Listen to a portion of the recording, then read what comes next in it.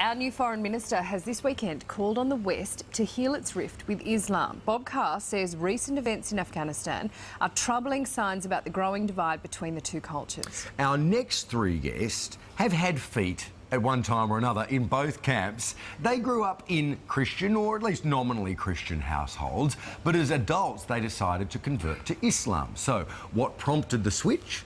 Susan Carland is a lecturer at Monash University in Melbourne. David Stanley is an electrician from Sydney, and Stacey Mohammed is a 25-year-old mum from Brisbane. Good morning to you all, and thanks for joining us.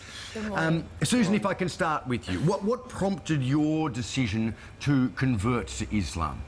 I think I was a teenager when I became Muslim, and I think it was when I was a teenager I started just to have big questions about life, the universe and everything, and I started to explore lots of different answers to those questions, and much to my surprise Islam seemed to be the one that continually came back to me with the answers that made the most sense to me. So eventually, yeah, when I was 19 I decided to convert. You say you were nominally Christian beforehand. Was your faith always a strong part of your life? Yeah, absolutely. I knew that I always believed in God, and I was raised in a household where we did go to church and those sort of things. And so it was always a very big part of my life and always a very positive part of my life. But I think when I was in my teens, I just started to wonder if I believed what I did because I thought it was true, or if it's just what I'd been raised to believe, and that's what sort of prompted the outward exploration, I guess. OK, this is really interesting. David, describe your life before you converted to Islam. Typical young Aussie guy. Used to go out and, drink, smoke, have fun, just do crazy things. Also, I used to be quite a racist. Yeah, right. Yeah, and I didn't like Muslims at all. What did you know about Muslims before you became what I thought I knew about Muslims? OK, so firstly, what I thought of Islam is I actually thought Islam was a place, and Muslims came from this place, and they hated everyone, and whoever wasn't a Muslim, I thought they wanted to convert them, and that was it. They're all from Islamabad. Yeah, pretty much. Yeah. What was the thing that made you go, this thing that I don't know anything about, well, I now want to join up to? I very quickly, within the first minute of a conversation, I very quickly realised that my perception of Muslims and Islam was completely wrong, and straight away I started questioning myself and who I was and who I thought I was, and they were two completely different people. And so looking at you now, I mean, most people have a vision in their heads of what a Muslim man in Australia looks like, and it doesn't look like you. How has your life changed since you converted? More on a personal level, physically, like looking after myself a bit better, not drinking, not smoking, which I really wanted to fix up quite some time prior to that, but I just needed that initial kick.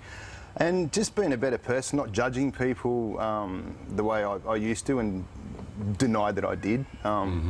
Just more look at myself and fix myself instead of worry about what's happening out there. So more thoughtful about your own life. Yeah, which then cascades throughout to other people that you interact just with. Before we need to bring Stacey in as well, but I just really want to say, what was it other religions do you think are not as introspective? There's obviously not as much focus on health, but they don't force you to be a better person? No, totally not. It just wasn't working for me. Yeah, like I tried, other things, and in my heart it just wasn't sitting right, I'm not saying anything wrong about them, just for me it didn't work. So Stacey, you also had what many would describe as a typically Australian upbringing.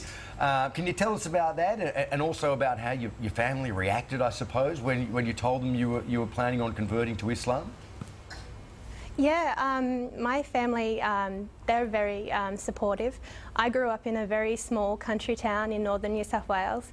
I had a great upbringing. I had a loving family. I'd say I was probably agnostic.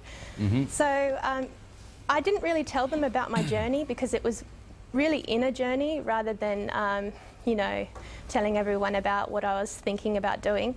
And I started about 2008, so when I told them in 2010, they already had sensed that there was some changes within, so They handled it really good. And I would say that we're probably closer now that I'm a Muslim than before. Very interesting. Stacey, when you hear about a terrorist attack that is carried out in the name of Allah, how does that resonate with you? And how far removed is that sort of behaviour from your actual religion? I feel sad because I would feel sad if any innocent person died overseas or here. Doesn't matter what religion, any innocent person's death is quite sad. But I also feel sad because my religion is misrepresented, and I know in myself what Islam is, but you can't really show that on a 30-second news clip every night. So it's quite complex. And I feel like quite sad because I'm going to be representing Islam and people are going to look at me like I'm linked to terrorism. So that's not how I want my life to be and how I want my son's life to be when he grows up. So it's quite sad. It's interesting, isn't it? You know, the media and in fact the public, I think, concentrate on the excesses of a particular group of Muslims, regards to the treatment of women, for example, regards to you know, terrorist activity. But we don't look at the Irish, for example, who blew each other up for, you know, 100 years and say, oh, it's because they're Christians, they're all terrorists. You know, we don't look at people in the deep south of America who have a very strict attitude towards the place of women in their house and feel fearful of them because of the way they treat their women, you know.